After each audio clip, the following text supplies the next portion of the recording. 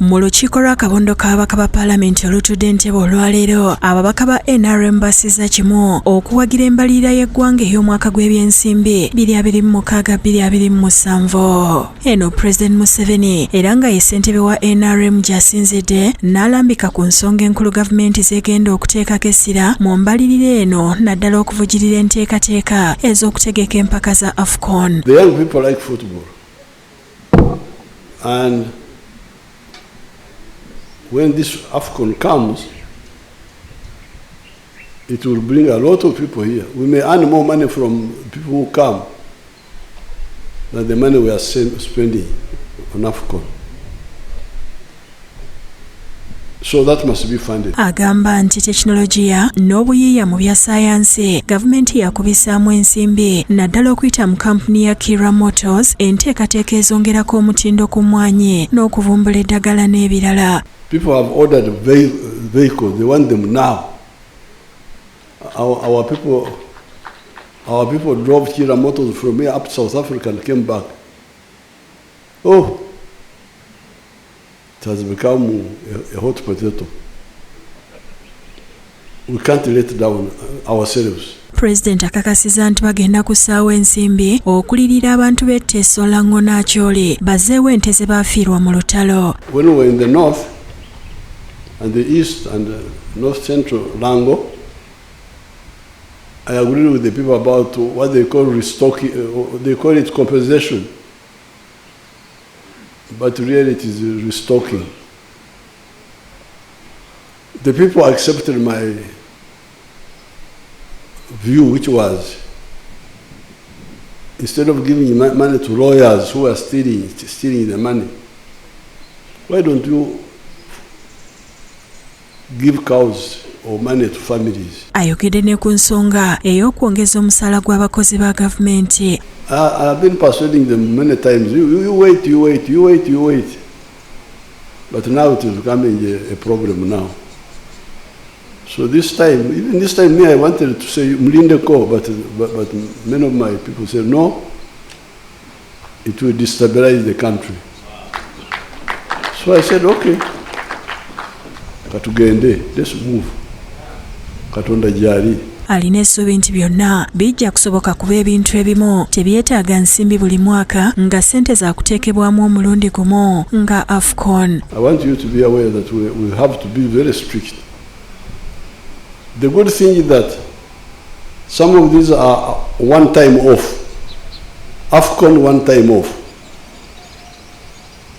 Like when we funded NAM, we funded NAM and upgraded Muno, now Muno is there forever. Wabula Pulezidenti agamba nti akaseera katuuse Uganda enoonye bwe yejja mu mabanja agagitudde mu kifuba nga yettanira okukekereza kuba kati esasula trillion 14 magoba ku ssente enneewole. Because if our GDP now is 68 billion, if we are collecting 25% of this as tax, we would be getting something like 62 trillion in tax.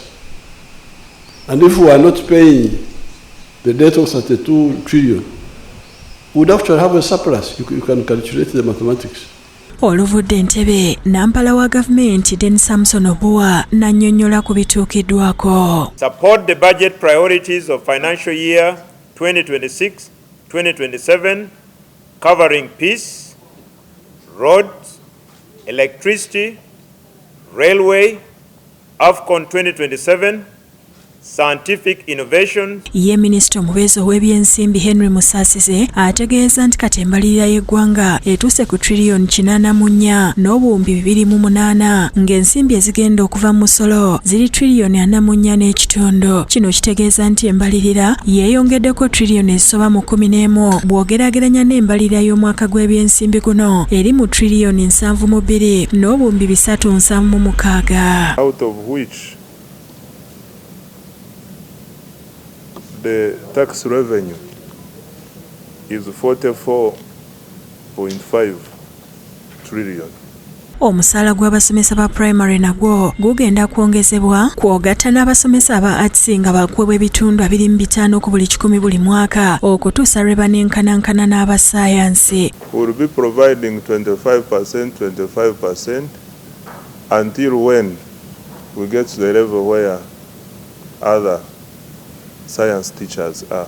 Ono era agamba nti bataddewo triliyoni 1 n'obuwumbi 38 okulirira abantu ku ttaka okugenda okuyita oluguudo lwa Kampala-Jinja, standard gauge railway n'enguudo z'eggaali y'omukka endala kwogatta pulojekiti za gavumenti endala.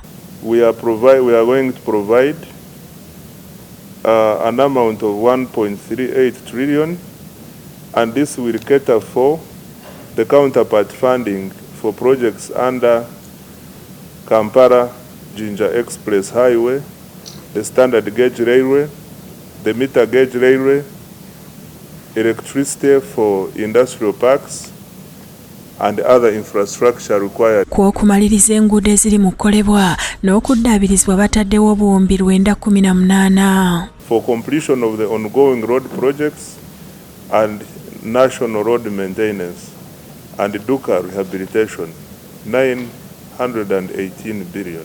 Ono era ategeezezza nti bakwongera omusolo gwa siringi 2 ku buli liita ya petro ne diesel era ababaka ba NRM bakiwagidde. On fuel, we are proposing in the exercise UTB, we are proposing a small increment of 200 shillings per litre of diesel and petrol.